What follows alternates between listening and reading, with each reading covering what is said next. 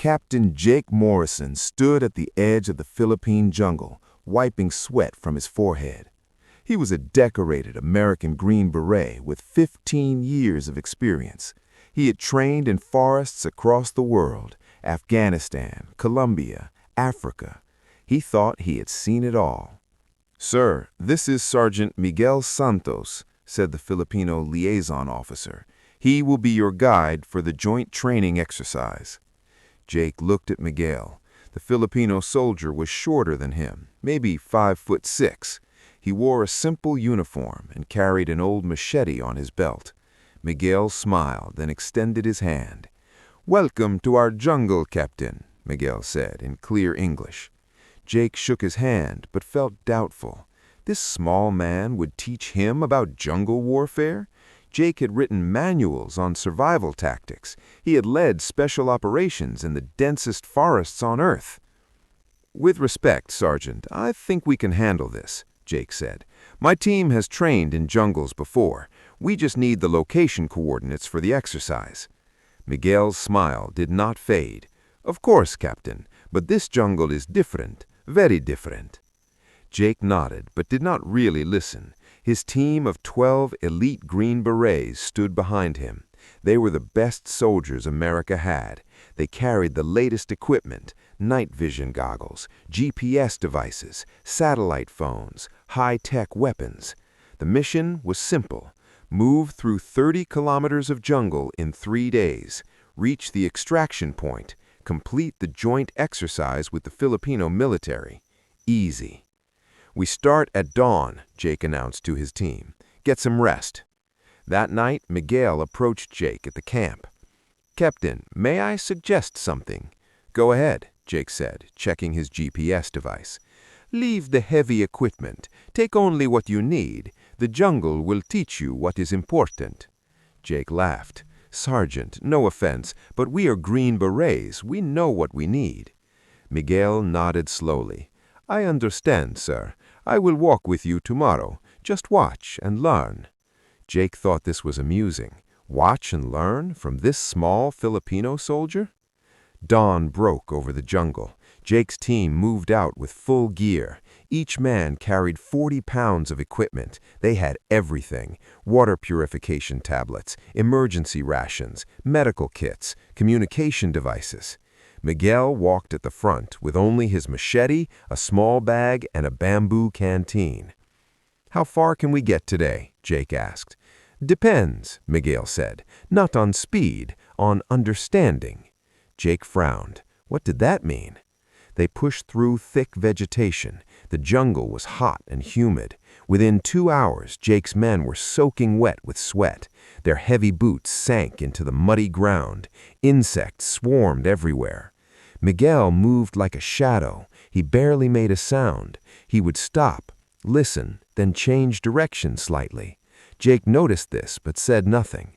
By noon, Jake's team had covered only 5 kilometers. They should have covered 10. "We need to move faster," Jake said. Miguel stopped. He pointed to the ground. "Do you see this, Captain?" Jake looked down. He saw nothing special, just mud and leaves. "Tracks, my friend. Wild boar passed here 1 hour ago, moving east. That means water is east. We should follow." "We have enough water," Jake said, tapping his canteen. "For now," Miguel replied. They continued. Jake pushed his team harder, faster. They had a schedule to keep. Then it happened. Private Collins stepped forward and suddenly screamed. His leg crashed through what looked like solid ground. He fell into a hidden hole up to his waist.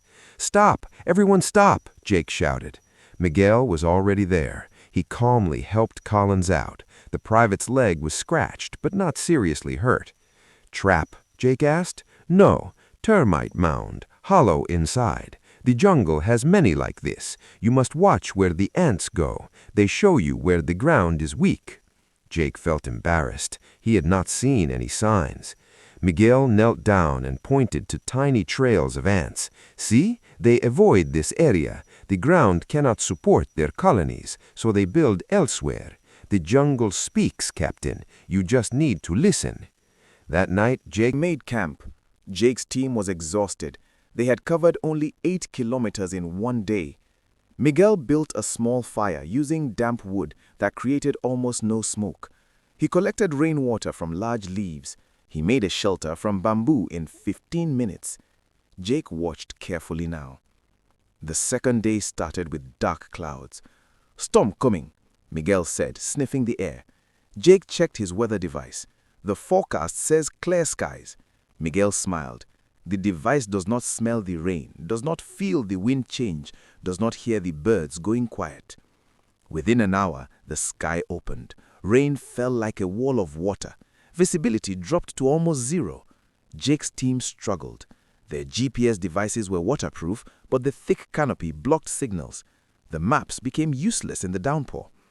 "We need to wait this out," Jake shouted over the rain. "No, we need to move now. Follow me." "That's crazy. We can't see anything." Miguel touched a tree trunk. He felt the moss growing on one side. "North," he said. He listened to the water running downhill. "East," he pointed. He watched which way the rain bent the bamboo. "The wind comes from the west. We go this way." Jake had no choice. His technology was failing. He ordered his team to follow Miguel. For 6 hours they walked through the storm. Miguel never hesitated. He read the jungle like Jake read a book. The way water flowed, the way plants bent, the temperature changes in different areas. When the storm finally stopped, Jake checked their position. Somehow they were exactly on course. Miguel had guided them perfectly through zero visibility. "How?" Jake asked. Miguel cut open a piece of bamboo and drank the clean water inside. "My grandfather taught me. His grandfather taught him. We have walked these jungles for hundreds of years, Captain. We are part of it. It is part of us." That night, Jake's respect for Miguel grew. But the biggest test was still coming. Day 3. They were close to the extraction point, just 8 kilometers away. Then, Sergeant Rodriguez collapsed. "Medic!" Jake shouted. The medic checked Rodriguez. "Heat stroke, severe dehydration. His temperature is dangerous, sir." Jake grabbed the satellite phone. Dead. The storm had damaged it. The radio was also not working. They were completely cut off. "We need to get him out now," the medic said. "He needs a hospital within hours or he could die." Jake felt panic rising.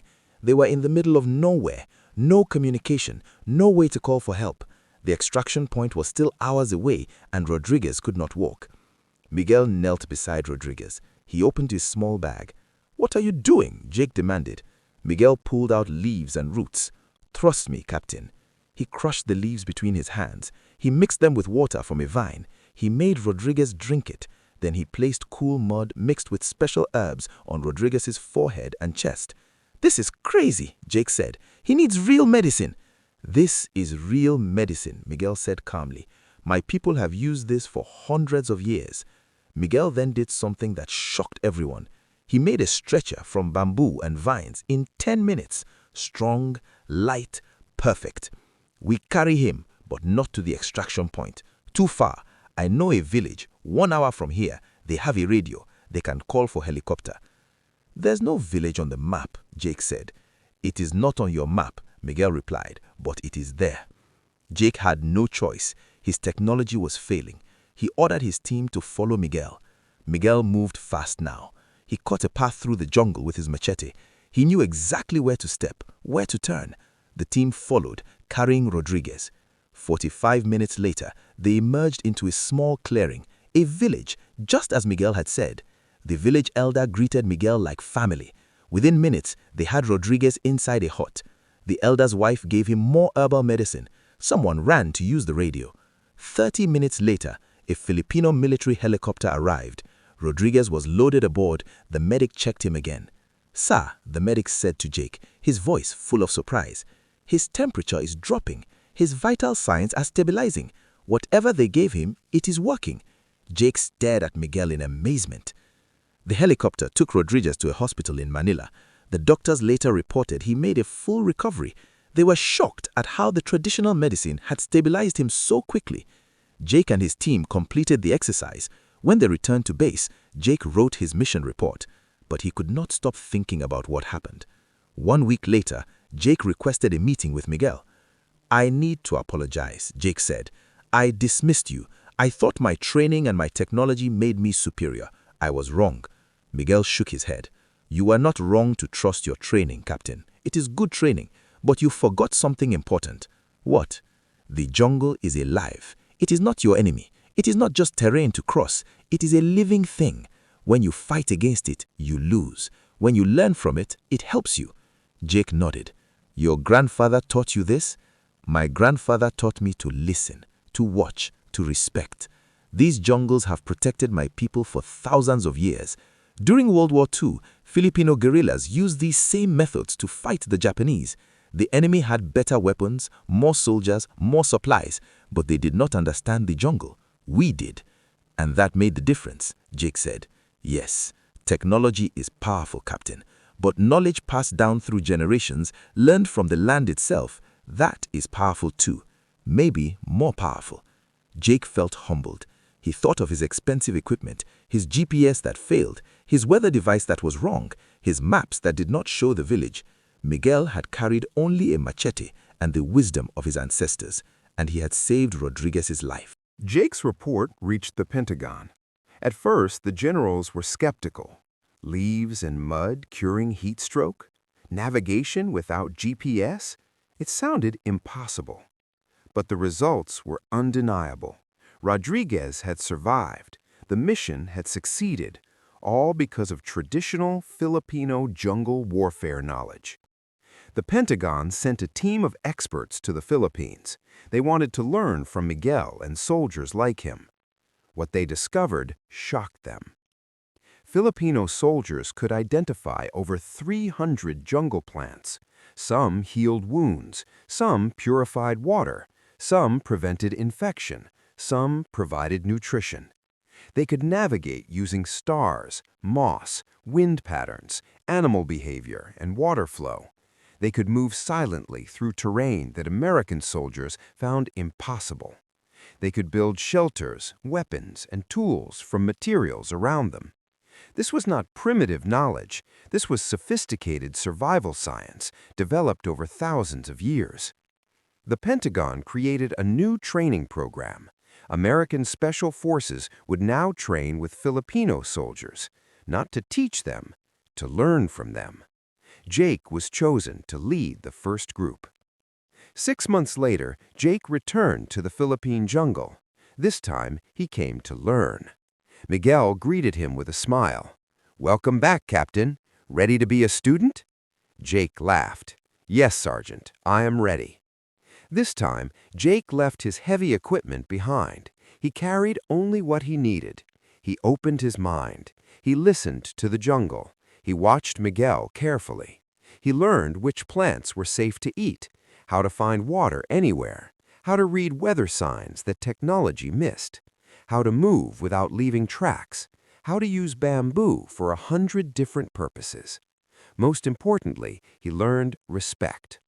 Respect for the land, respect for traditional knowledge, respect for people who lived in harmony with nature instead of trying to conquer it.